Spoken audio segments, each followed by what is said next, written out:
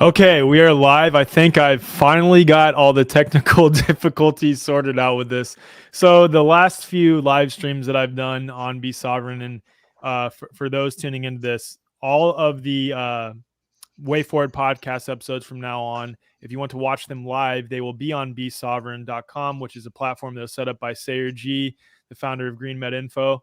Incredible platform, and it's awesome what he's doing to help support content creators, and there's ways to monetize with this. It's really really cool, but I have been messing it up and not scheduling it properly, so I'm pretty technologically deficient, despite my age and despite me being in this space for a while now. But I think I've got them sorted out now. So David, thank you for joining me, man. I've been fascinated with your work for quite some time. I was put on to you by a good friend of both of ours, Dr. Edith Ubuntu Chan, incredible human being. And I've particularly been interested in your unschooling and your homeschooling content, because that's so important right now. But I know that you cover much more than just that.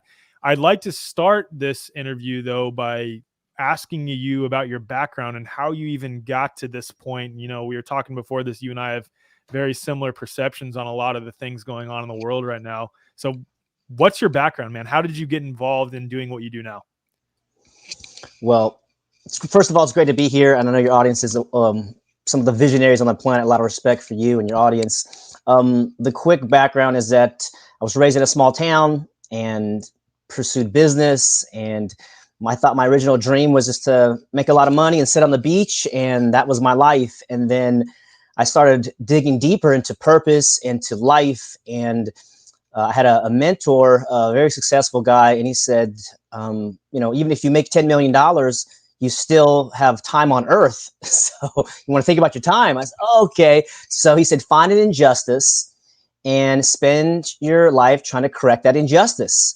And so that I thought about that for a while. And then I looked into the school system, because I went to public school and come from a family of many public school teachers and principals. And John Taylor Gatto was a huge influence on me in terms of what the purpose of schooling was designed for. And so I found out it was designed to create obedient workers, clerks, and soldiers.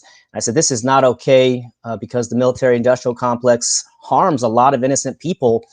And so I started to see that the path forward was through education. And so I got into that, exploring. I created an expo called the Education Options Expo to find the respectful models of learning, because the problem with schooling, and there's a lot of them, but one of them, and the key one, seems to be compulsory attendance. And of course, compulsory curriculum, because learning is fun. Learning is exciting. And so I kind of got into business with him, reached out to see how I can assist him. I ended up. How many years ago was this? This was maybe 6 years ago.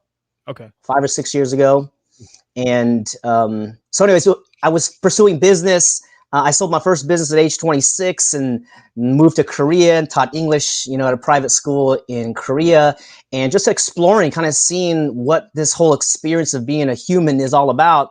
And then once I kind of settled down, I said, okay, I can find some solutions in the education world.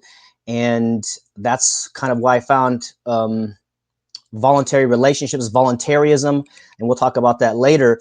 And I was an eager kid, maybe like you or some of your audience. Like, I wanted to know the truth. I was asking questions, and the adults around me gave me these BS answers. And I'm like, okay, you're 8 or 10. You're like, that's the way it is. And you find out that nobody really knows what's going on, right? Everybody's kind of here experiencing life and trying to pay the bills and have a family.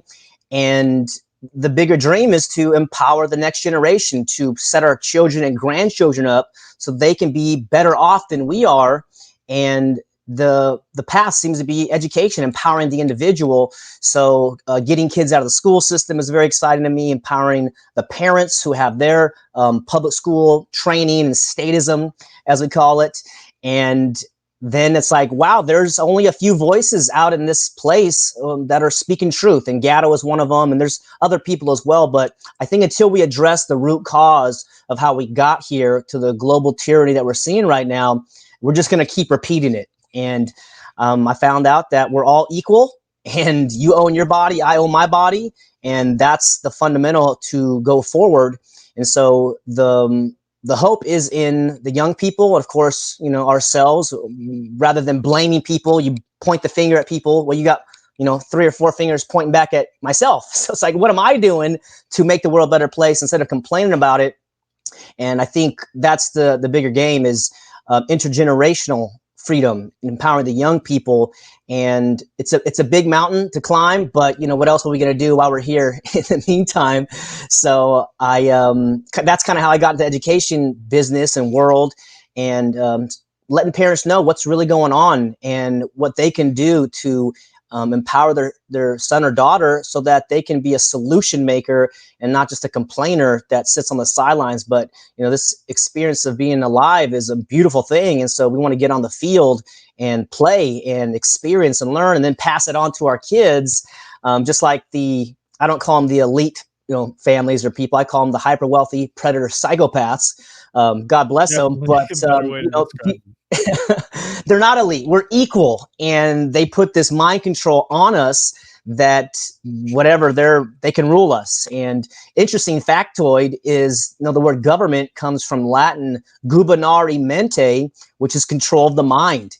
So these are part of the pieces that got into it.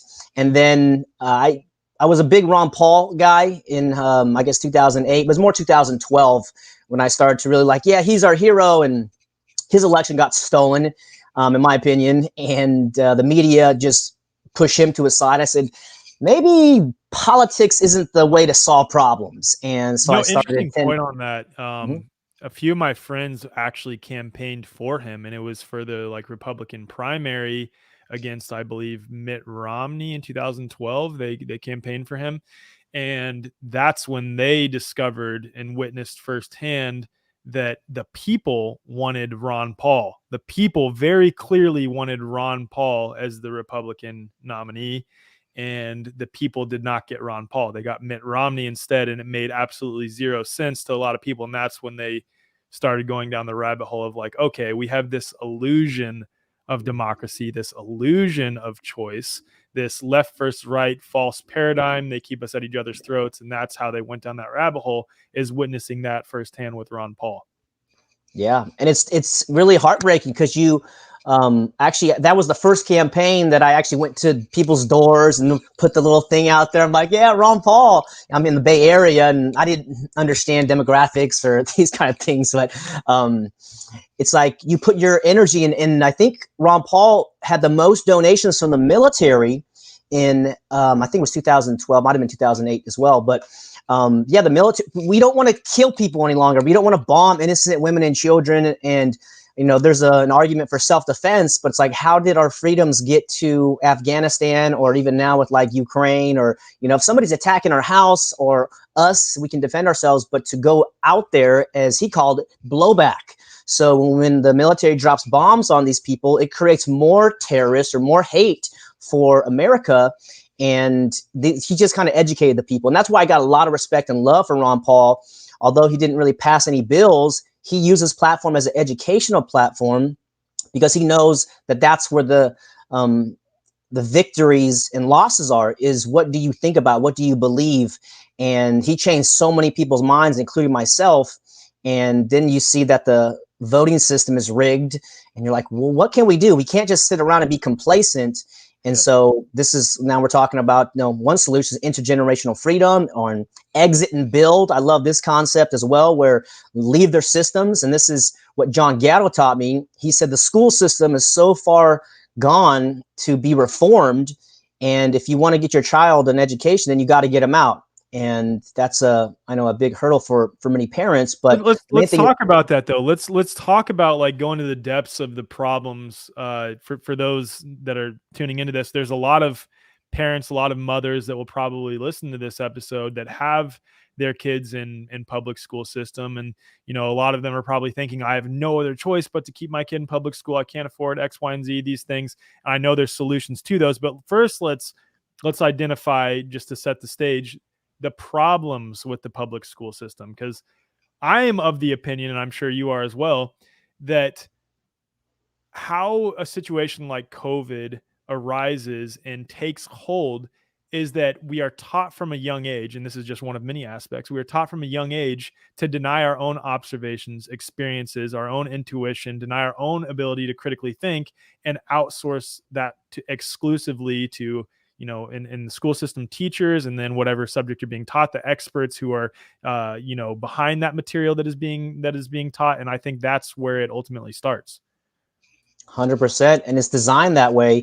And in fact, this is the book that I published for John Gatto, the Underground History of American Education, an intimate investigation of the prison of modern schooling. And then it goes over where the system came from. It came from Prussia, Germany, specifically to create soldiers and citizens, people that don't need like a whip or to be under gun or threat, but they would actually police themselves in their own mentality. And so this is what we see in the school system: is mandatory attendance, mandatory curriculum. You have to get permission to urinate or defecate, and you're 15 years old, 16, 17. It's like, what's going on here? And the concept of statism is the belief in state authority. And rather than, like you said, following your own observations and your own intuition and gut feelings, now you're asking permission to get a drink of water for 12 years of your life, and you're pledge allegiance to the flag. And I like what the flag used to stand for, or what it stands for still, but it's used as a tool of manipulation. This is a big one, because there's a lot of people in the health freedom space that are coming from a very right-leaning perspective. And I've actually been at several events where they start with saying the Pledge of Allegiance, and I respectfully do not participate, and people look at me in a shocking manner, and it's because of that. It's pledging allegiance to a, for lack of a better term, cult that is behind the United States government, which is really a corporation. So you got it. And it's actually a death cult. So I'm glad we can have this conversation, because I'm like you. I would go to a family member's football game and I wouldn't stand and salute. And then I had a family member come tell me, he said, "Hey man, it's really disrespectful that you're not saluting the flag." And I said, "You know what, brother?" I said, "I think it's really disrespectful that 1 million Iraqi civilians got killed." And he said, "Well, the soldiers don't join for that intent." I said, "I know. It's all about, I have family in the military right now. I love them. They're good humans." I'm an ex-Army officer, so I don't know if you know that about me. I went to West Point. I was in the Army for 5 years, and I got out last April. And I woke up to this around 2016, right when I commissioned as a second lieutenant, and I had to serve a minimum of 5 years. And that is a big one, because it's sad, because people in the military, for the most part, like the predominant majority, are very well-intentioned people who mean well, who think that they are signing up to defend the freedoms and defend democracy, both against enemies, foreign and domestic. And that's like clearly not the case. And it's a manipulation. And it's not that we're disrespecting the soldiers and the people who are standing up, because they are well-intentioned people. It's that they are being tricked into fighting, quote, fighting for something that is not what they are actually fighting for. Absolutely. And this is why over 20 veterans commit suicide every day, because they send them abroad, they go and kill people, and then they have nightmares and they put them on these psychotropic drugs. And now they're actually having to face the demons of what they created in themselves, but they chose to do it voluntarily. And of course, they don't really help the veterans, deal with this stuff. And it's really sad. And so even this relates to the school system as well. In all public employees, there's a lot of good people, and my family worked in the public services and schools. So I know there's amazingly good people, but they're inside of a system that is based on coercion and violence and intimidation.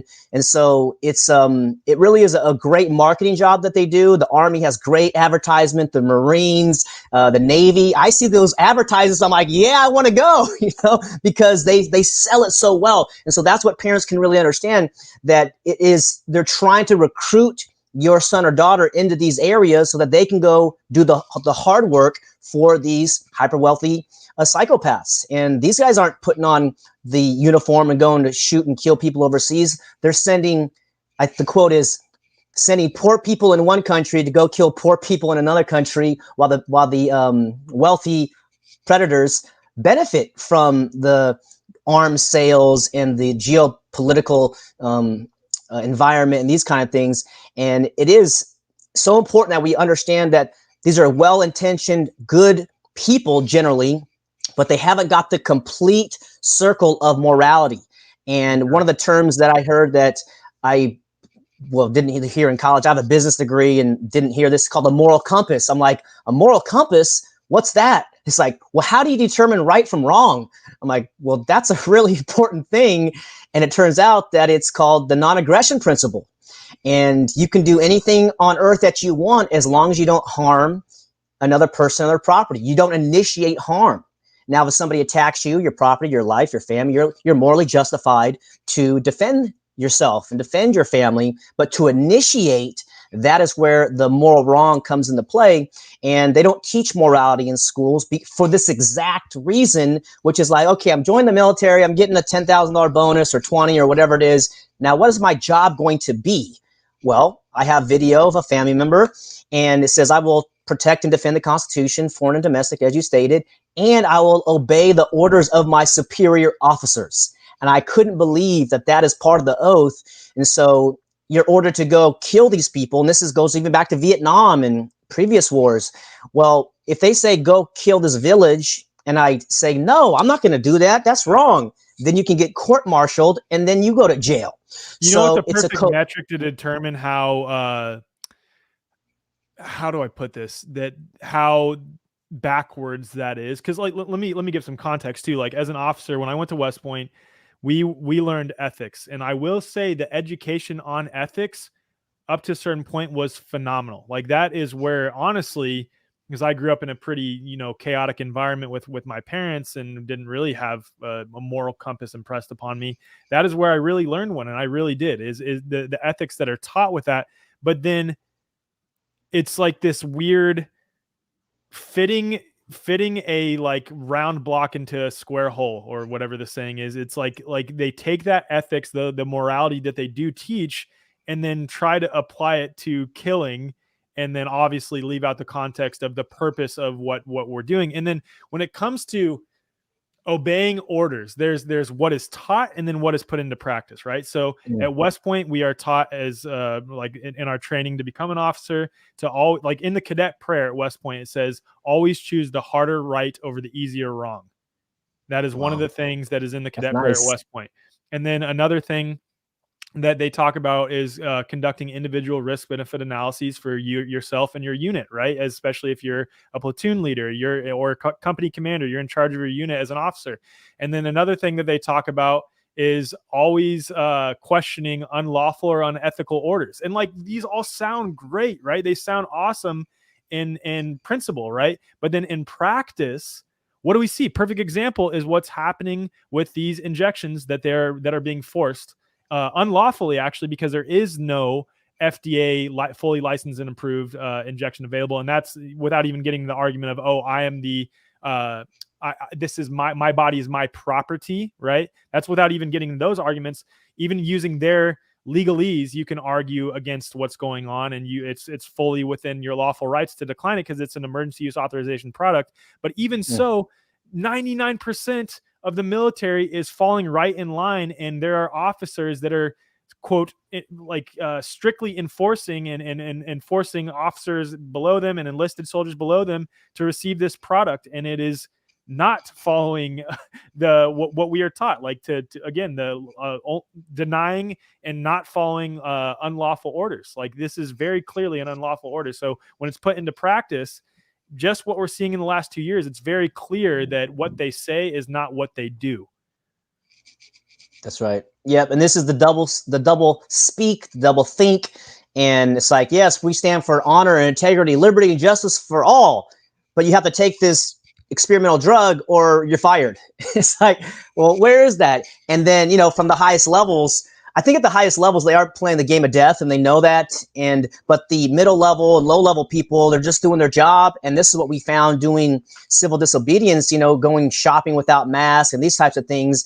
It's like, why are we upset with the worker? They're really just trying to earn a paycheck, and they're enforcing the orders from above. And so this is where courage is really important to instill in the children, instill in ourselves. And it is I love that. A hard right over an easy wrong, and that's exactly what time it is right now. It's that time right now to say, okay, is this right? Is this wrong? And everything is being questioned at this point, in my opinion, and it should be, because we have been lied to for generations, for the schools, education, the medicine, health, the media, the financial system, and everything else, basically, right? It's like, wow, like everything I was taught has been a lie, and intentionally, because if you empower the individual to self-rule and take personal responsibility for your life, you don't need some guy to protect you. You protect yourself. You have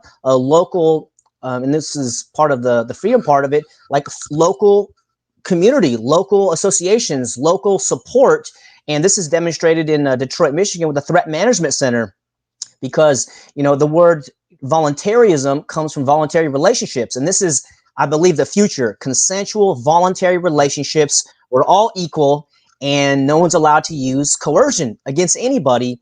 And so these Another term institutions, for this that is more controversial is anarchy, and I think that, of course, they have manipulated what we think anarchy is in society. We think it's like burning down buildings and it's a free for all and everyone's imposing and infringing upon each other's rights, but that's not what it is at all. Anarchy is, for all intents and purposes, essentially synonymous with voluntarism, and I think voluntarism is a better way to describe it. Yep, yeah, that term anarchy has been bastardized in the media, because it is the actual solution to the left-right false paradigm of rulers. And all anarchy means, just like monarchy means one ruler, anarchy means absent of a ruler, no ruler, therein you rule yourself. And it is, again, we're playing propaganda and language warfare, and they're changing the words, and so people can't think correctly.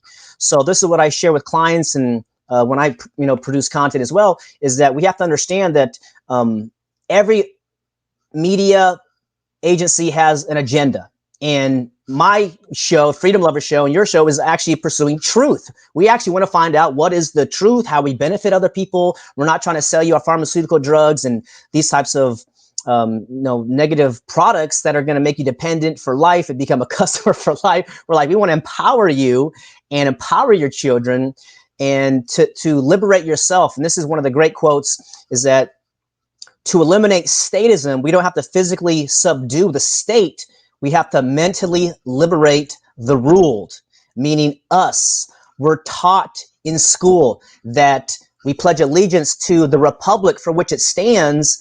And I said, well, why wouldn't we pledge allegiance to honor, to integrity, to truth, to love, to freedom, to peace, to harmony, cooperation, consent? These are things worthy of allegiance, in my opinion. Your family, your values, your religious beliefs or spirituality. But to the republic, to the state, that's what 50 million children are being forced to pledge allegiance to every day. And that's in the US, and worldwide it's over 600 million children. Although I just found out recently, I haven't verified, that the United States is the only country to have a pledge of allegiance, although I have seen history for like Nazi Germany. Yeah, that's immediately what pops into my mind. Is sad as that? I mean, dude, because what happens when, okay, you're pledging allegiance to the Republic, you're pledging allegiance to the United States and the flag.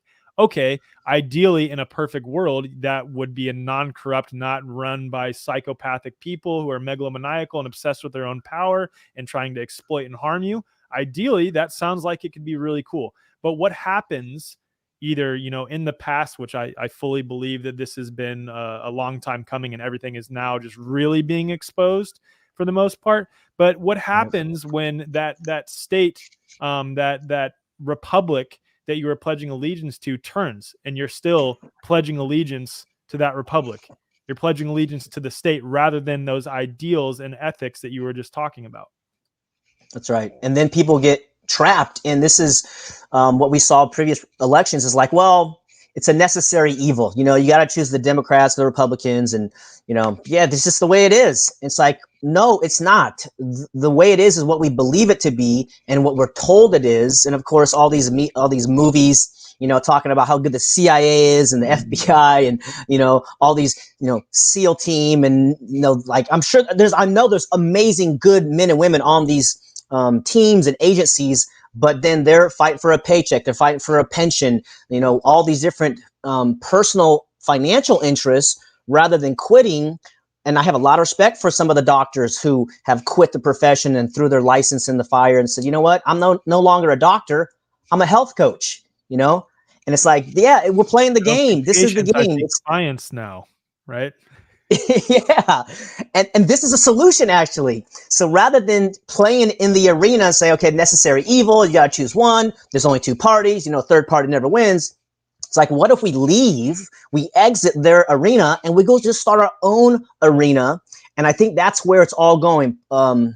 Private grocery stores, hospitals or clinics, schools, media companies, anything like that. It's a longer term play, but I think that's an empowering solution that I'm like, yeah, okay, let's do that. It's going to take, a decade or two or generation or two or more, but it's a real solution to empower us versus playing in their arena, pledging allegiance to their organization. And again, you mentioned it earlier, it's a corporation. And it's like, well, what's a corporation? Well, if you've ever started a corporation, it's a piece of paper. You can file in the state of California, you pay the money, it says, okay, you now have a corporation. Okay, well, where is it? It's here on this piece of paper. It's like, that's a corporation? And of course, they don't teach you these things, these fundamental truths. It's all about the paperwork and the social security number and the EIN number and all these things where it's like, well, what's going on here? Because we're just humans. And how did those humans get the authority? And this is, we did a show with a guy named Robert Landon a few times. And it's so powerful because he taught me this phrase: how do you morally justify using violence against a peaceful person? Well, I have a constitution, I have an order, I have this. Okay, that's paperwork. But how do you, as an individual, morally justify what you're doing? Because you're the one initiating harm against me. Have I threatened you? Have I, taken anything from you? No, right? So how do you? And so these are questions where it's like, I don't know. How do I morally justify it? For money? You're doing this for a $100,000 a year paycheck or something. Following orders. Whereas, yes, right, following orders. Oh man, and we kept hearing that throughout the the last 2 years as well. I don't make the laws; I just enforce them. There's these cops that say that, and these workers, and then you're like, okay, so what do you say to them? Is how do you morally justify what you're doing, man? I haven't harmed you, and that starts the conversation. And no one's going to be persuaded in the instance. Myself, I was like, wow, Ron Paul, he says, I'm the champion of the Constitution. I said, that's awesome. I love the word champion. What does that mean? Okay, you go through the document and read it. Well, I read an essay from 1870 by Lysander Spooner, The Constitution of No Authority, and he lawfully and legally destroyed the legitimacy of the Constitution in a few ways, but one was, can you be bound to a contract that you never agreed to? It's like, no. He says, well, the people who signed the Constitution, Declaration of Independence, they bound themselves by their signature and their voluntary consent, but they can't bind you, 3 or 4 or 5 generations later to a contract that they signed. And so this is a great essay. I recommend people listen or read.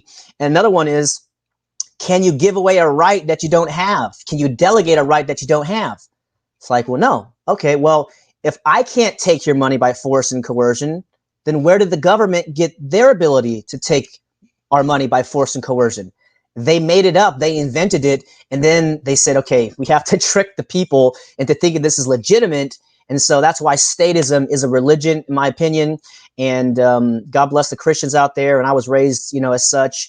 And anybody who believes in the state, but it is a god unto itself, and it's really just this kind of imaginary power out there that people hallucinate you have to obey, but there's just humans, and there's just like a life. But this document and the propaganda of being the top military power on the planet puts so much incentive and geopolitical importance on military and obedience. And you're like, you start to put the pieces together and say, wow, man, this is a really good system that these guys put together, although it's killing innocent women and children for decades and generations. So nefarious and wicked, but like, my God, very clever though. How they keep us trapped ourselves. And like the thing that I wanted to touch on real quick too is that even again in the health freedom space, people refer back to our constitutional rights constantly, right? And again, that is just a document and a piece of paper that can be trampled on. And again, just like you said, we never consented to that. We never had a contract with the government. I mean, some of us may have it when we got our driver's license and stuff before we were unaware, but there's ways to mitigate that and correct that. But the other thing is that the Constitution and the Bill of Rights, the most important thing about them, if there is importance to them, is that they both either directly or loosely refer back to our God-given inalienable rights as men and Right. women. That is what you need to be drawing your power from. True. And that's a huge breakthrough, actually. Unalienable or unalienable rights. And if you read the Declaration of Independence, it says the just powers of government are derived by the consent of the governed. And I couldn't believe that was in a document from 1776.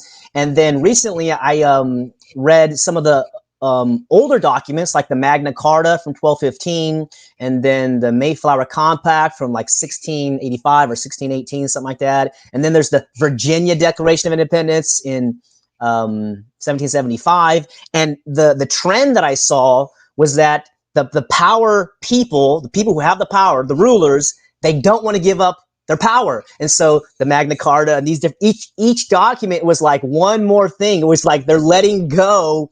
And so that's where I see the future is voluntarism, consensual relationships in time. And I think it is inevitable with technology and consciousness and media stuff. We're having a conversation right now. We're creating a voluntary world. Because if you had the ring of power, and this is why I love J.R.R. Tolkien, who I think he said he leans towards anarchy because his story, the Lord of the Rings, was in essence like a metaphor for the ring of power.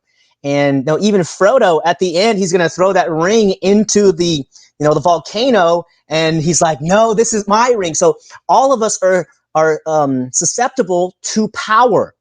And this is what I love. One of your recent tweets talking about darkness. It was like, we all have darkness inside of us, for us to think that, yes, we are the light and we are the angels or whatever. There is that part of us for sure. And there's also the dark side, I don't want to say the devil, but like there is the human nature. We have free will. We're allowed to be a bad dude or a good dude.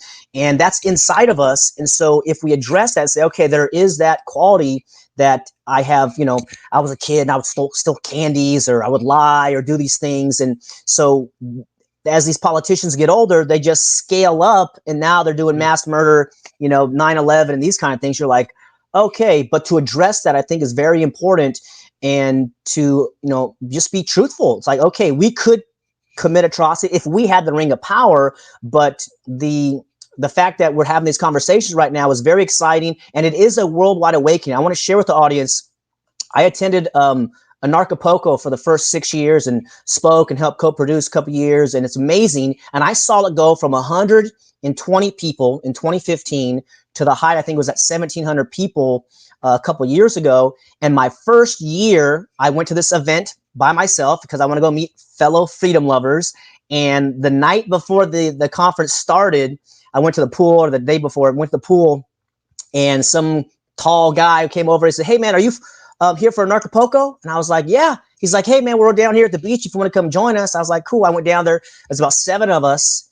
All of us, young guys, came by ourselves, and all of us were from 7 different countries. It's like, oh, he's from Portugal. He's from Germany. He's from Estonia and stuff. I was like, wow. So I started to see that there is a worldwide awakening and people are looking for actual solutions, which seems to be self-ownership, the non-aggression principle, voluntary relationships, respect for each other. And as long as you're not initiating harm on somebody, then you can do whatever you want. Let's go deeper into voluntarism for the people who are unfamiliar with it. Like, what would a voluntary society look like? And I know you briefly touched on the principles of voluntarism, but let's go a little bit deeper on that. And then what would a future fully voluntary society look like? How would it operate and function? Well, one is that nobody would have the ring of power. And that would be because it's a conscious awakening, right? So the awakening is inner.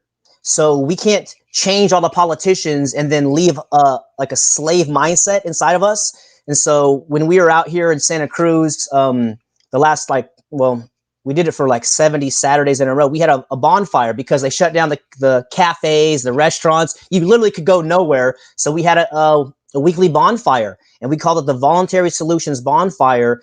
And we just kept banging that drum of freedom and having these conversations, because most people are statists, as I once was, and maybe yourself and other people. You have to let go of statism, meaning that they have legitimate authority. And there's a great book called Government, the Biggest Scam in History Exposed. And that book goes over it. But how a voluntary world would work, I was so curious about this as well. The police, I mentioned the Threat Management Center from Detroit. That's one solution. And then contracts and the judicial system. And so I said, like, is there any type of writings about? Yes.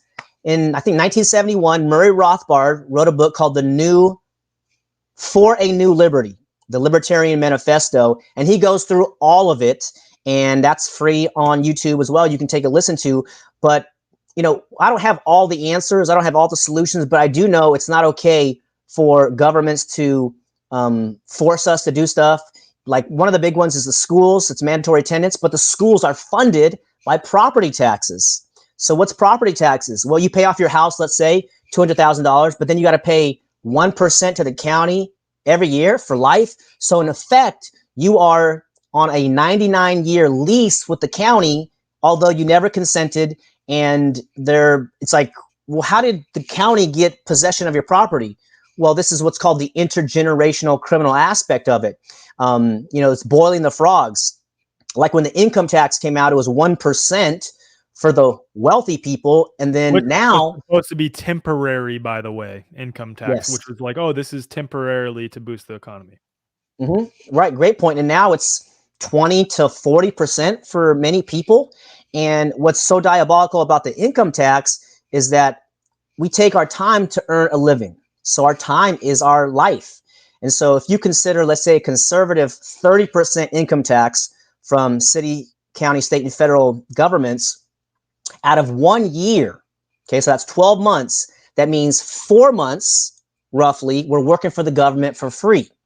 You compound that for a 45-year career, and that's 15 years that we are working for the government, regardless of what they vote for, regardless of what they do. We're giving 15 years of our life force to them. And I said, my gosh, man, this is a true criminal organization, and it really is slavery. So statism is slavery also, in my opinion, because they are taking your life without your consent. And then it's like, okay, so what do we do? Well, at least we have to discuss this conversation. I have a lot of respect for the truckers in Canada, a lot of respect for the truckers in the US, and all around the world. If you're taking action, I have respect for you. And the reason I was sad about what happened in Canada is because they're still stuck in the statism philosophy. Yes. And so they're begging permission to be free. And so my philosophy is free people don't ask for freedom, we exercise it. And that's what we did at the beaches. We helped open up the beaches in Santa Cruz when they try to shut down the beaches from 11 a.m. to 5 p.m. There's a sign there that says beach closed. Okay. And this was I guess it was in April or May of 2020. And there's nothing more than I love going to the beach on a hot day. I love going to the river on the hot day. They literally came out to the river and kicked people out of the river. And then for the beaches, there's this sign there. And so we got together and, like 12 of my friends, and we got the bullhorn. And I said, we now declare the beach open. And then we walked on the beach, and we did that in Santa Cruz. We did that in Carmel as well. And there's some videos of that out there somewhere, but it's a very empowering thing to realize that you are the king, you are the queen. And this is, my temple, my castle, my kingdom is in this body. And when you realize that, you're like, wow, okay, now you're liberated mentally. Now the question is, how can I help others? And this is where, provide these different books that I've mentioned and the philosophies behind it, because I just want to do what's right in my life. I want to have a good life. I want to be able to rest in peace and, pass on the torch of freedom to my kids and grandkids and, whoever else is out there. And that requires an open mind of, okay, maybe I'm wrong. Albert Einstein had a great quote, as did Socrates said, "There's one thing I know, and that's I know nothing." And then Einstein said, "Every genius confesses that he or she knows nothing." And I think that's a very honest perspective to look at life and to look at society. And so I look at that in the same way. I don't know all the details how a voluntary world would work, although we almost already have a voluntary society in essence, because you buy your phones through voluntary consent, restaurants, all these things. The only coercion that we've accepted through the statism school and indoctrination there is government, city, county, state, and federal governments. So this is, I think, the house of cards that is falling and will fall, hopefully in our lifetime. But we're just going to keep planting seeds so that people know that I'm responsible for me. You're responsible for you. And one of the other projects that we did out here was free hugs. We did that for like 40 weeks in a row because we're like, man, these people are really afraid of a virus. They're really like harming themselves and having trouble in their families, and like, so we want to go give love to people. And as a man, I don't know what your experience was, but it's hard to express love without feeling like it's, oh, I'm in love with somebody, I'm romantically in love. I found out the Greek had 8 types of love, which they described, and agape love was one of them, and that's love of humanity. And of course, there is the family love, romantic, these other types of love. But so we would go out there and give free hugs to people, and it says, sign says free hugs, and we had music and just raising the vibes, and people will come up and kind of, it was about 98% positive, but there'd be 1 or 2 curmudgeons, and they're like, I can't believe you're giving free hugs in a pandemic. And I would ask these people, I said, can I ask you a question? Who is responsible for your health? And they would kind of stumble and say, well, I am, and the government. I say, no, the government's not responsible for you. And then another person, well, I am, and the community. I said, I'm responsible for your health? No, I am not. I can't do push-ups for you. I can't run around the block and work out for you. That's your responsibility. And there was one time a lady, she came up with her husband masked up, and she's like, it's really dangerous what you're doing. I said, giving hugs on a voluntary consensual way in public, that's dangerous. Yeah. I said, can I ask you a question? Are you really afraid of a virus? She says, yeah, I'm really afraid. I said, maybe you should stay home, because I'm going to live my life. I believe we're put on this planet for an amazing purpose, just like all of you are. And I'm not going to live in fear. One day I'm going to die, and I'm going to be able to take my last breath and say, I lived a good life, So these are some of the kind of experiments that we did and encounters that we had. It's like, wow, people are really under hypnosis. They're in a trance. And I think what's happening, Alec, I think humanity is bifurcating as we speak. And this is the freedom path and the obedience path. Amen. Or slavery, however you want to call it. And I wish all those people well, but at this point, after 2 years of this, if they can't see something's going on, I feel really bad for them, and they might not be able to come out of it, at least, in the short term. In the long term, I think a lot of people have an experience, and it may be that they need that experience and the experience that I'm talking about is one where they are harmed by the system, by using the system's methods in order to wake up, whether that be pharmaceutical, something to do with taxes. They continue to rely, and their health deteriorates. We know that the system is going to be pushing for universal basic income, that in order to receive it, you have to do X, Y, and Z. And it's going to have to get to that point for some people before they wake up. And that's just the reality of the situation. And that's where it's important, though, for people like you and myself and anyone watching this to continue to use our voices to raise awareness to some of the harmful aspects of the system. But more importantly, show that there are solutions, and then show that like, hey, we're vibing over here, we're thriving, we're doing it better. Like, this is a better way to live. And that's what I want to get into next. So we started with touching on the problems with public school. And I think for anyone listening, those are pretty obvious. And I'm sure there's people that are listening or watching this that have their kids in public school, and they're just like, not sure of the direction to head, and they know that they need to remove their kids from the public school system in some way. And then there's arguments on, well, how will my kids socialize? And I think it was either you or Dr. Edith who shared one of the best quotes I've ever seen. and it was this little girl.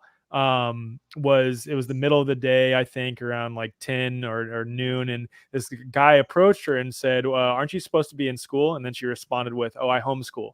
And then he said, well, how do you socialize? And then she responded, I'm doing that right now. I'm talking to you. And it was such a perfect response. And then, going into, do you even want your kid to be socializing in the public school system anyway, with people who are being indoctrinated and told exactly what to think and not told how to critically think, not questioning things, blind obedience, all the things. So let's get into some solutions and talk about unschooling a little bit and homeschooling, and your knowledge on that. Yeah. So I'll start off first of all, mom and dad, I respect you so much. Having a child is no joke. It's probably the most difficult thing ever, other than maybe an intimate relationship. So deep breath. We understand that there's no manual to this thing. Okay. It's kind of learn as you go. So if you keep your child in the school system, here's one thing I recommend. Help them understand the programming that they're under. So the bells, the permission to use the restroom, the forced curriculum, and let them take a bird's eye view of the system. And so they can see, okay, I can see how this is something's going on here, right? Rather than making them think that is the truth. And I thought school was the truth, right? Like, this is the way it is. And then you graduate high school and you're like, what's going on here? And they're like, well, what do you want to do with your life? And you're like, well, I don't know. Well, you just told me what to study for 12 years. Now it's my choice. So if you help them understand there is some programming going on there, and let them understand. Also, I'll tap into the homeschool thing in a sec here, but I had a family member, and she was in the second grade, and she was very upset and crying when she go to school. And I said, you can, if you homeschool, then you can like not have to go through this whole thing. And she's like, okay. And so she talked to her parents, and they didn't homeschool. But a year later, they put her in a private school, like a private Christian school, where they're not having this crazy agenda, and it was more freedom. And I said, all right, so how's school? She says, oh, it's great. I said, really? I said, do they give you a lot of tests? And she says, yeah, but my mom says it's okay if I don't get good grades. So no, it's good. I'm fine.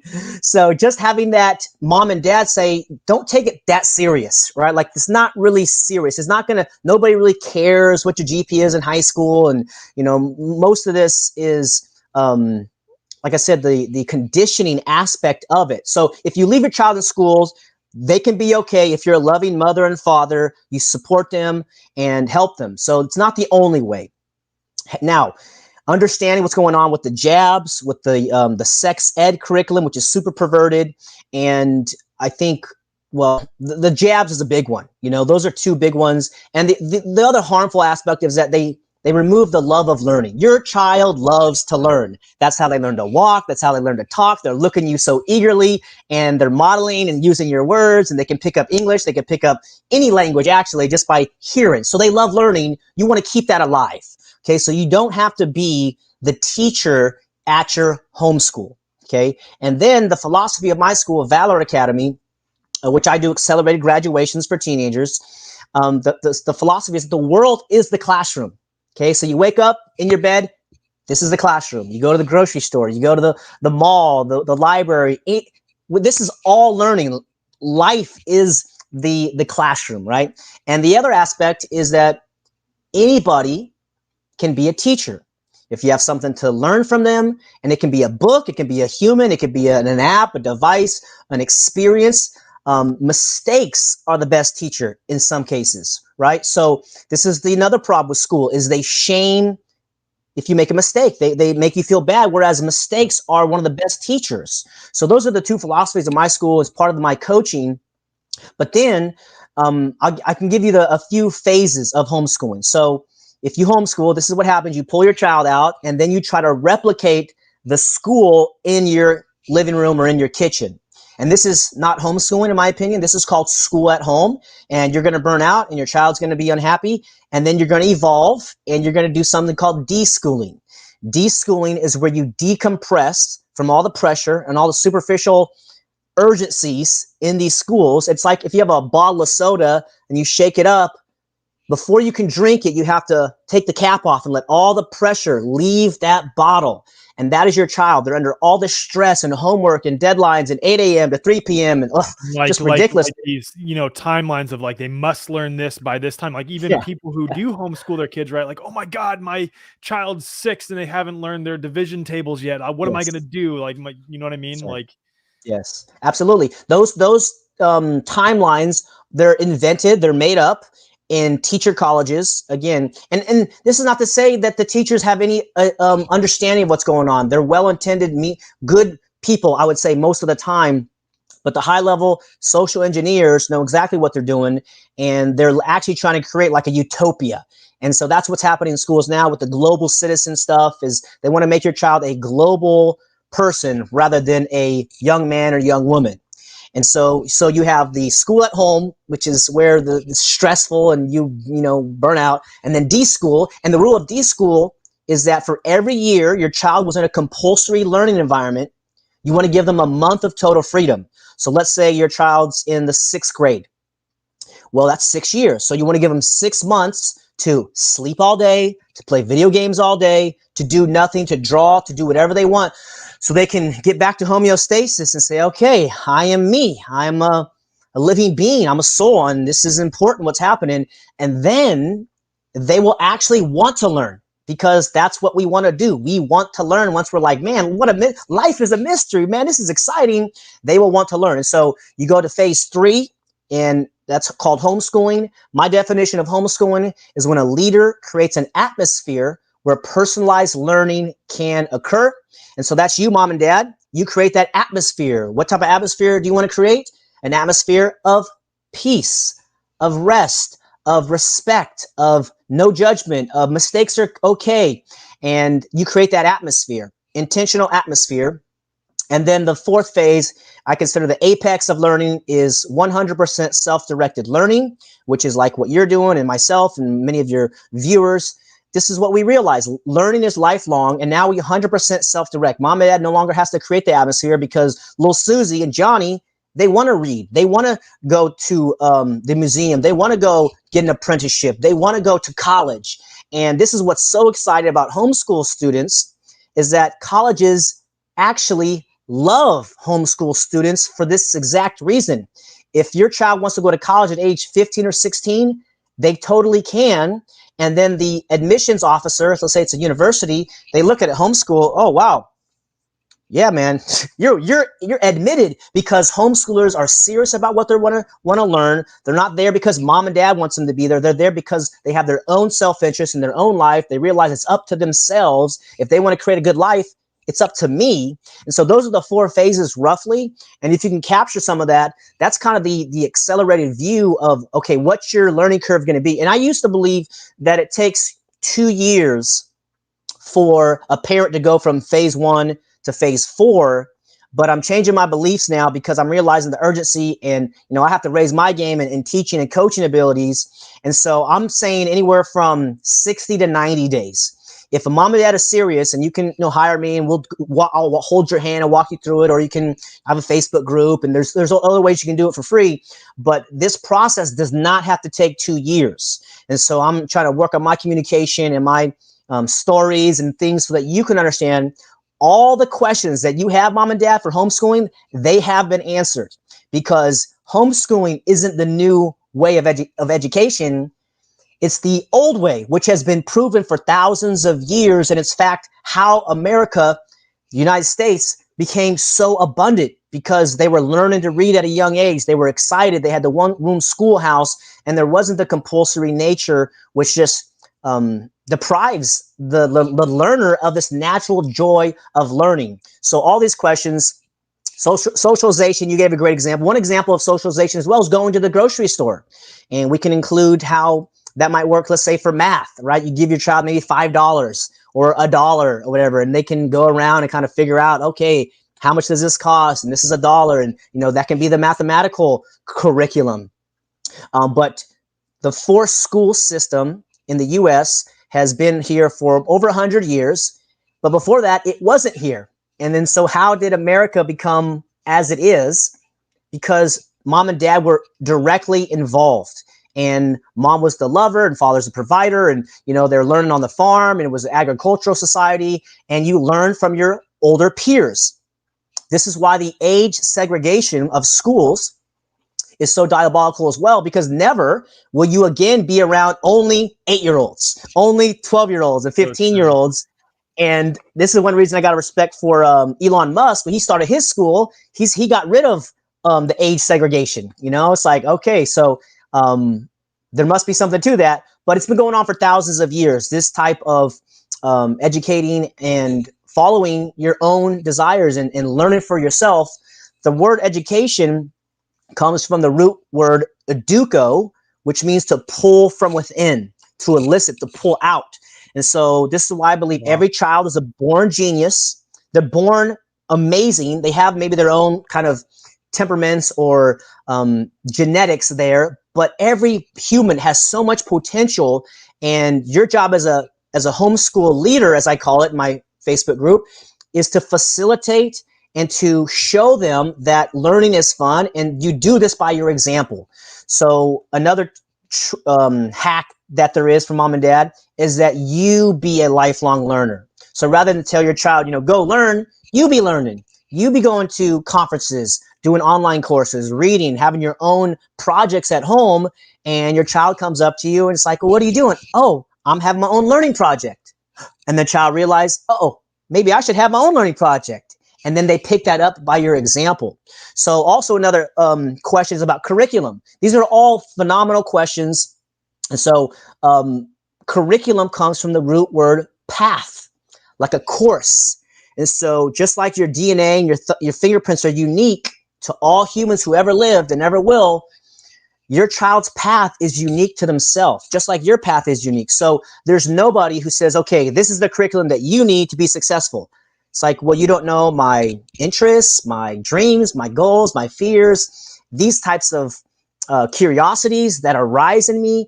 And so curriculum, I'm a little bit leery of curriculums that you download and say, this is the way to do it. Although, there might be some good ones out there that you can find that work for you and your household.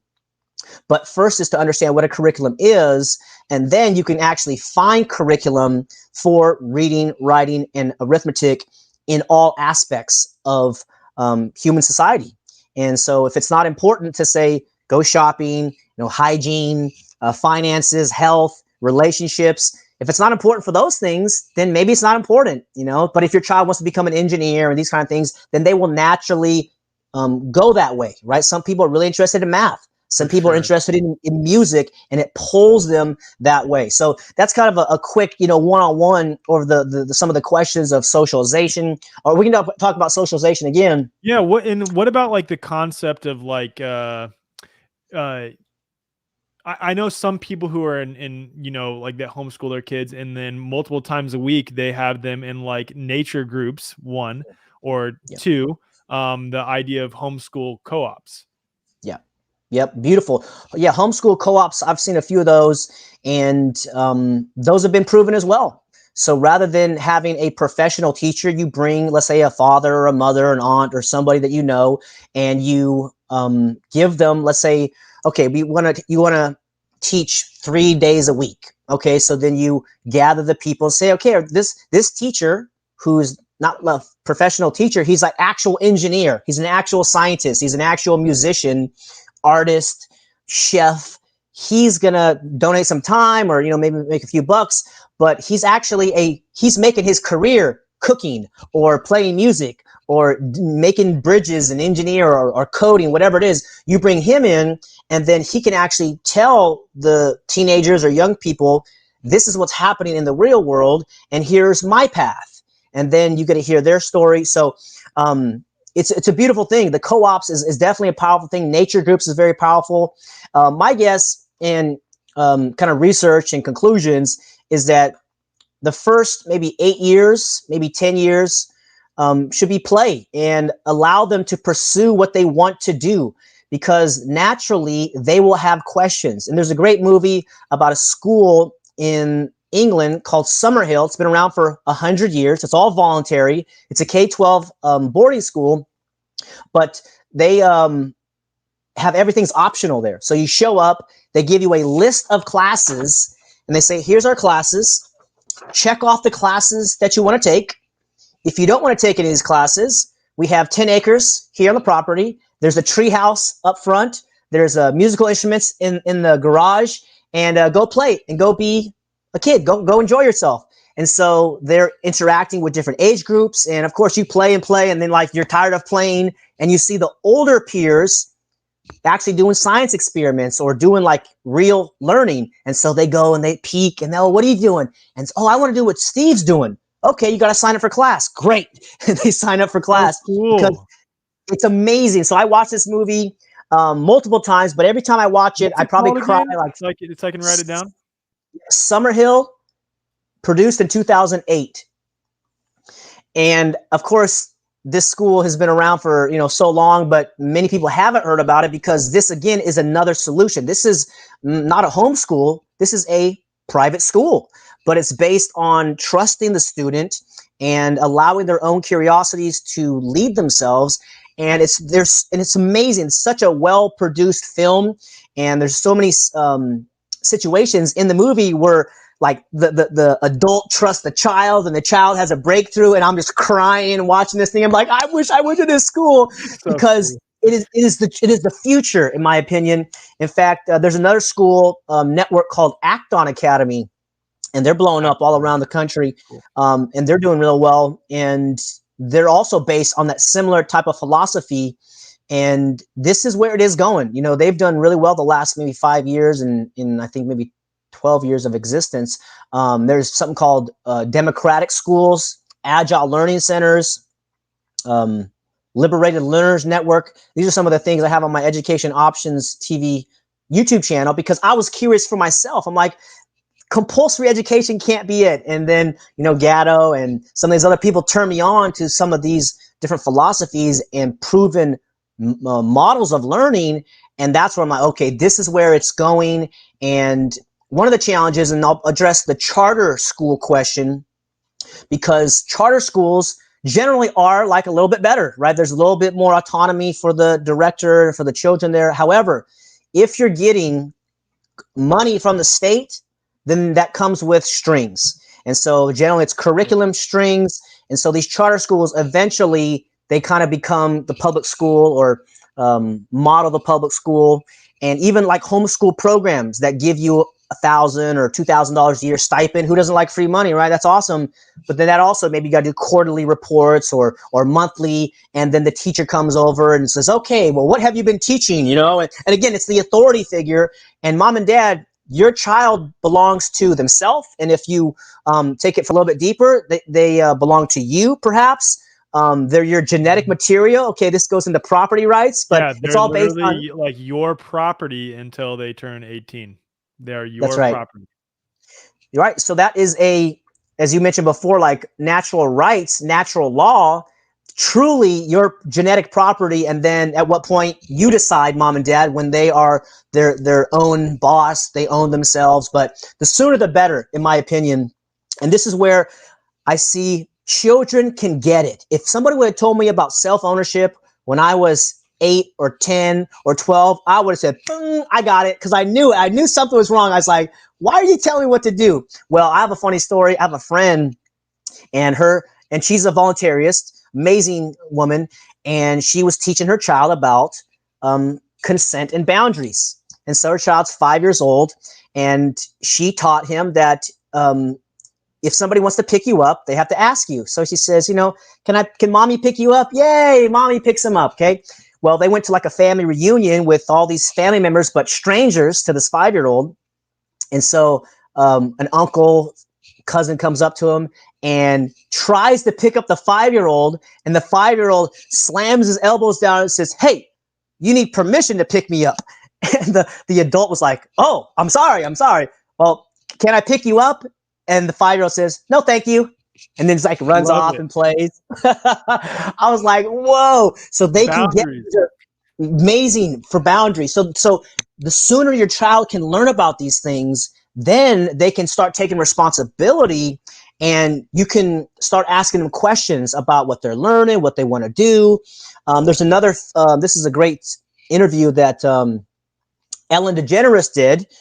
And she had I think she was like 3 years old or 4 years old, and she went viral. There was this little girl because her mom was doing some dance, and the little girl got on video, and the video went viral. And so Ellen asked the little girl, she says, and the girl was a great dancer, right? She was just killing it at age 4. And she says, so do you want to be a dancer when you grow up? And the 4-year-old looks at her and says, I am a dancer. It's like, you don't have to wait. It is now. Yeah. And the young people are there for present moment consciousness. And it's really just like, whoa, man, this is a whole different world. So, what we're doing, Alec, and audience, is we're redefining what education is. And in my opinion, an education is what you do to yourself to create a good life. And that requires the self-direction, self-leadership, self-respect, personal responsibility. And the sooner your child gets that, the easier it's going to be for you. Because I know many mothers and fathers are like, man, this is going to be crazy. I got to become the science teacher, the math teacher. I got to do all these things. You don't at all. That is the upside down version of your understanding. And this is what Gatto taught us. The difference between education and schooling is so huge, they cannot even be close to each other. The definition of schooling is what somebody else does to you for their benefit. So you want to have those two words understood, and that way when someone talks to you about education, they say, well, an education really can't be compulsory. Schooling can be compulsory, forced schooling, but an education is what I do to myself to create the life that I dream of, what I want to do with my life. So again, it's just like all these definitions of like, whoa, man, this is okay. It's an entirely different realm. And then you can get there right now. One of the challenges is our own programming, going through the public school system. I got to get good grades and SATs and all this stuff, right? Unnecessary. But then one of the challenges is if one of the parents is not on board.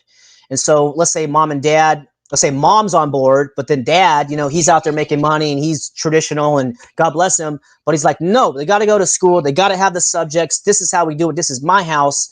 Well, you're going to be in a tough spot if you try to force your husband or coerce your wife or whatever it is. No, this is, it becomes a huge argument sometimes, right? Sure. So you want to be compassionate, understanding that they also most likely went through the statist programming system of schooling. So their understanding of it isn't as strong as yours might be as the mother or the father, whoever's staying at home, and what you see. And like, Johnny's really good at this. And like, he likes to sing and that's what he wants to do when he's 8 years old, and we want to get him singing lessons. No, he has to learn his math timetables because that's what I had to do and it worked out for me. So it's this continual compassionate understanding and connection with your spouse for the benefit of your child.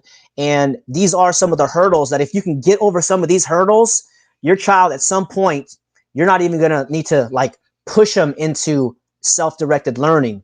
They're going to learn to read and they'll say, okay, I'm done with this book. I want to go read this book. Can we go to the library again? You're like, geez, we just went to the library 2 days ago. Well, yeah, I read 3 books. I want to go back. It's like, well, calm down. So it becomes fun. It becomes exciting. And then you, mom and dad, get to focus on your own life and your own goals and your own passions that you want to do it. And it becomes this kind of partnership rather than like a dictatorship.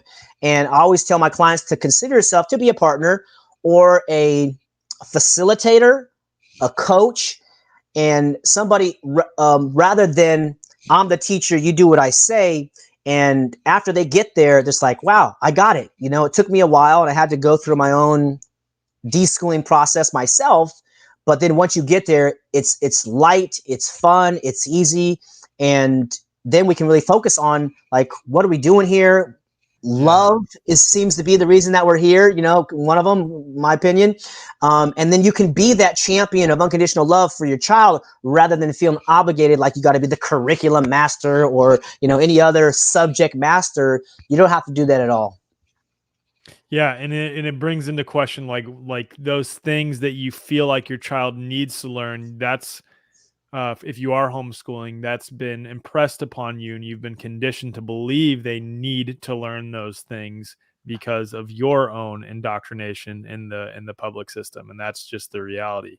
David, where can people, aside from your website that I've listed here, for those that are just listening to this, it's davidjamesrodriguez.com. It'll also be in the show notes, as well as everything David has mentioned here. But what are some other resources for homeschooling and unschooling that you recommend to people, either your own or someone else's?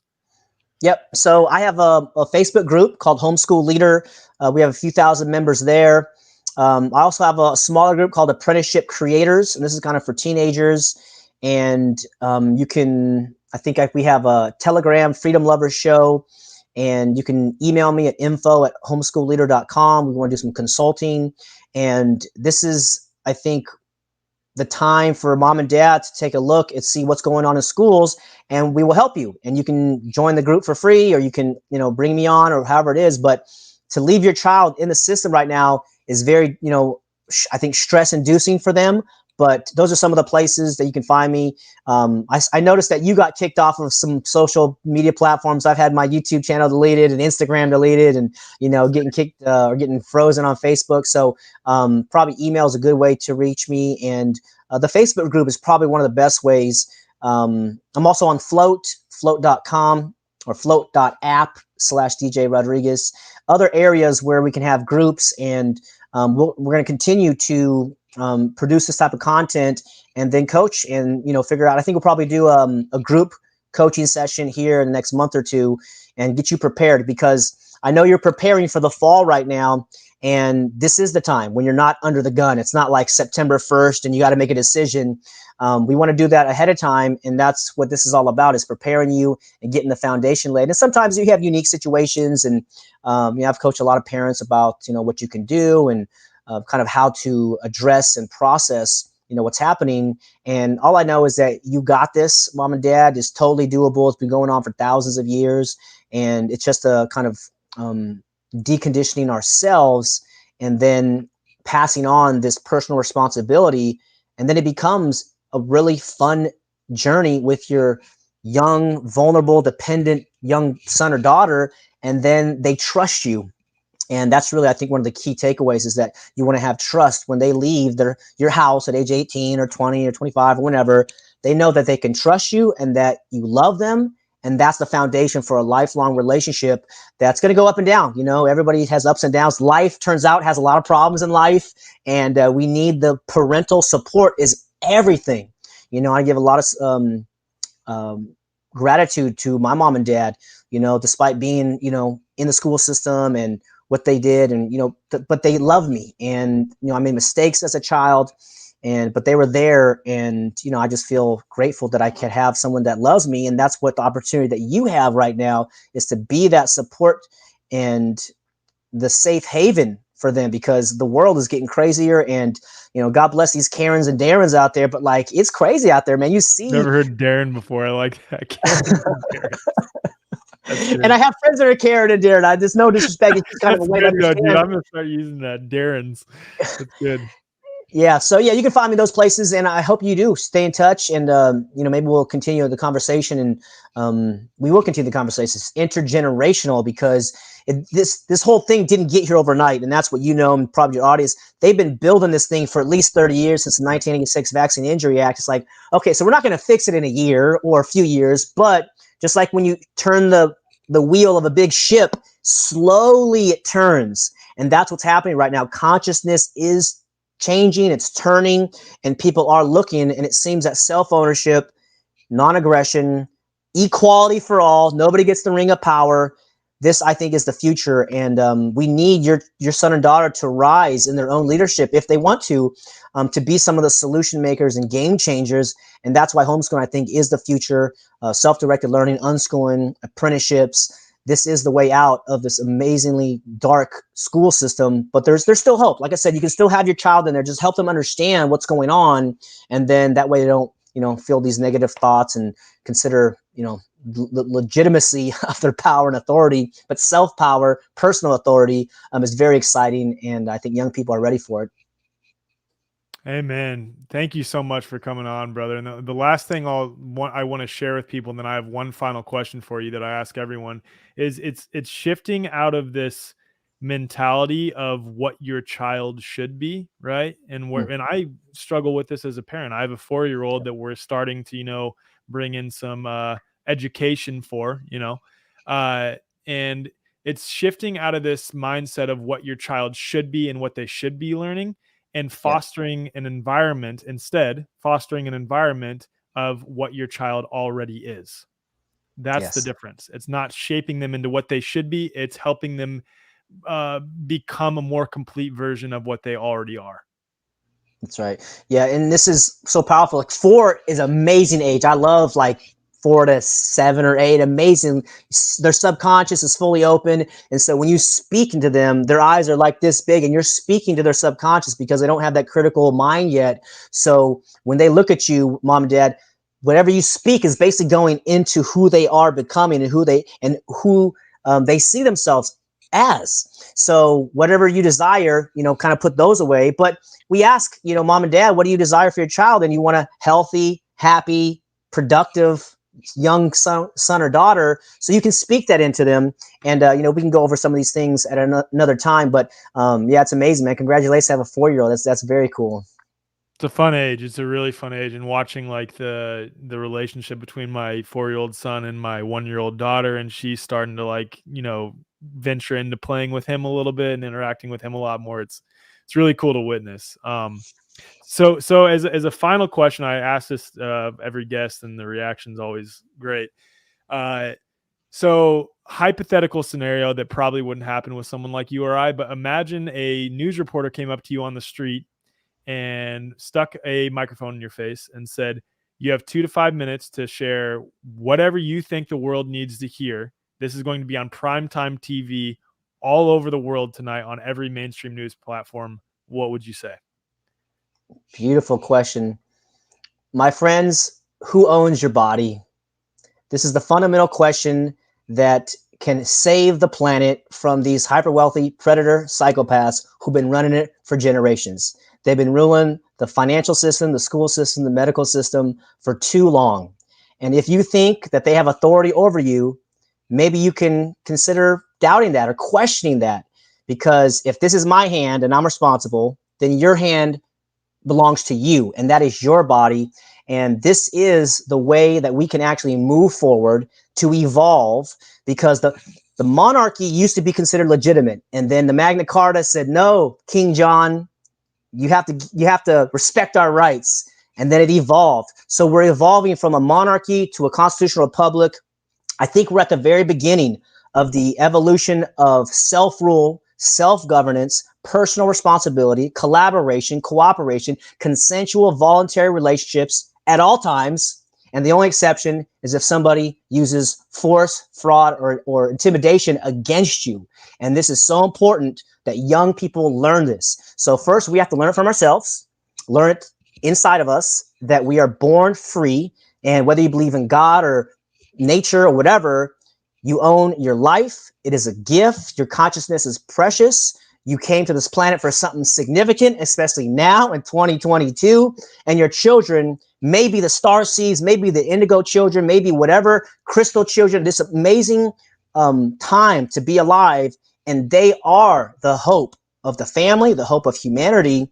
And just like we're learning this stuff right now, as they learn this stuff, they're going to be so liberated, so happy, so healthy, so fulfilled, and they'll be able to thank you, mom and dad, for taking them out of the school system, for empowering them if you never put them in the school system, for being the source of unconditional love until they develop that for themselves.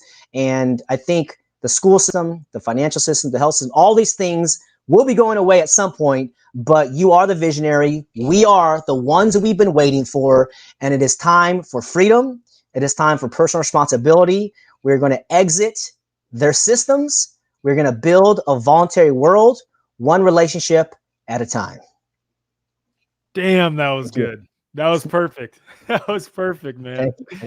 David, thank you for joining me, brother. It has been a pleasure talking with you, and I look forward to talking with you more and hanging out in person. So Thank you so much, man. Absolutely. Hey, thanks for being a courageous man on the land and speaking your truth and putting your neck out there, because people don't realize when we speak truth, even just having this conversation, it takes a lot of guts to come out here and speak truth as what we see.